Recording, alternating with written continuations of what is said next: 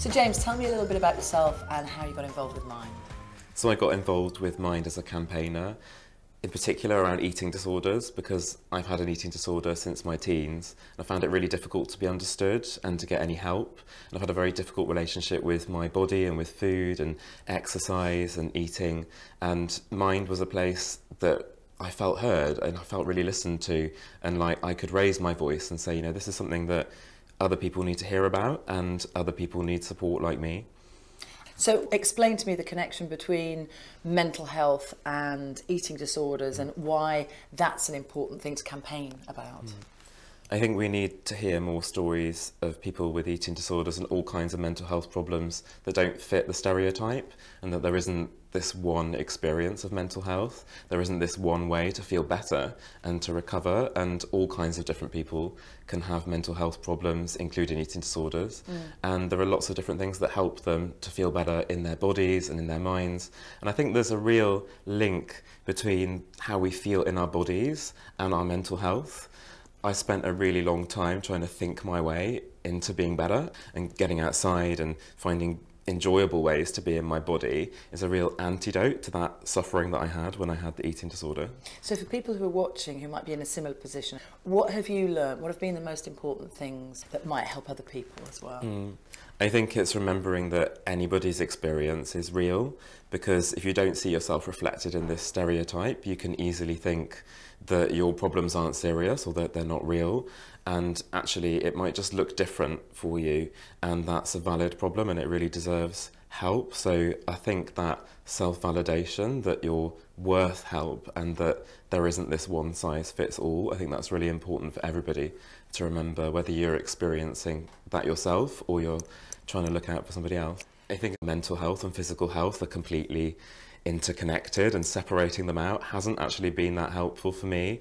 Seeing the whole picture and thinking about how do I look after my body, my digestion, my joints, you know, all of these different things, my energy, that has really helped me to figure out how do I look after my feelings, how do I look after my thoughts, and working from it that way around has helped me more sometimes than just thinking about the thinking. It's been really, really helpful. And I know that you're into your yoga. I love my yoga. So tell me a little bit about that. How helpful has that been? Because certainly with my practice, it's a time to be physical, yes, but in a very mindful way, and the breath work is important, and it sort of puts me in a different space.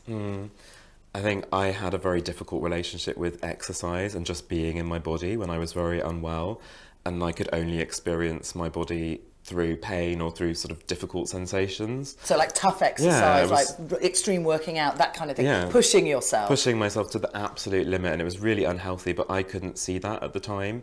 And I think it's really refreshing to think about different ways of being in your body, that you might do the same activity, but you do it in a different way, and you might perhaps do it in a kinder way or in a more compassionate way. It's not that I've stopped exercising, it's that I've changed what I do and how I do it. So that really helped me to get to be more comfortable in my own skin and to sort of not worry so much about how I look. It's much more about how I feel and doing what feels right for me rather than what I should do.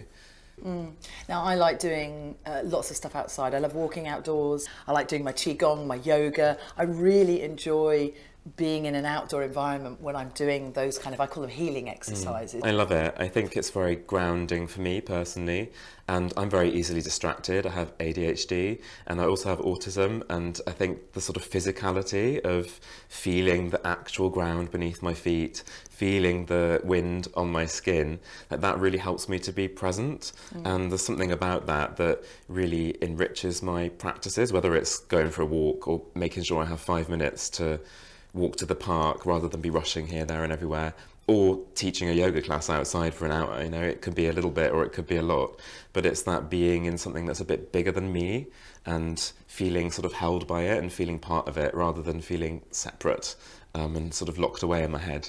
we all need to spend time outside every day. It's so beneficial for our mental and our physical health and our mood. Yeah, I think so. I think that we can get quite detached from nature, and I know from my own experience that I feel worse when I don't see the horizon or when I don't know what time of day it is.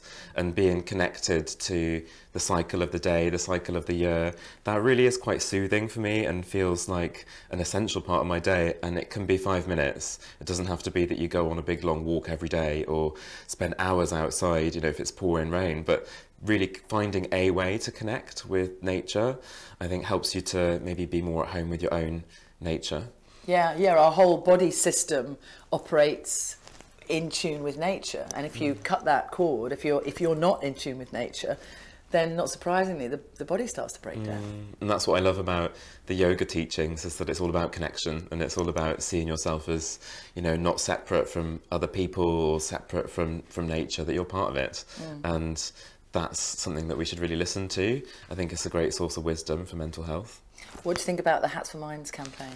I love the hats. I think it's just a really nice way to show that you care about mental health. It's a really simple thing that people can do, and something that they can do to contribute towards mind, and maybe a sign of solidarity to other people who might be struggling, and they might see that and think, oh, you know, somebody does care actually, and that it's another way of connecting, isn't it? Yeah, I'm looking forward to people being outside in whatever environment it might be. It could be the park, it could be over a mountain, it could be in a forest, it could be by the beach, as you say, and you can just clock the hat and go, oh yeah, that little connection. Exactly, and there's something, you know, in common between us all. And I think with my experience, at least, I felt very lonely and very isolated with my mental health, and like, I'm the only person in the world who's going through this, and it's so difficult to reach out when you're struggling. And actually just seeing that sign and thinking, oh, you know, there are other people out there, or there are sources of support, there are charities like Mind, I think that can make the world of difference. And if it means you can get outside without washing your hair,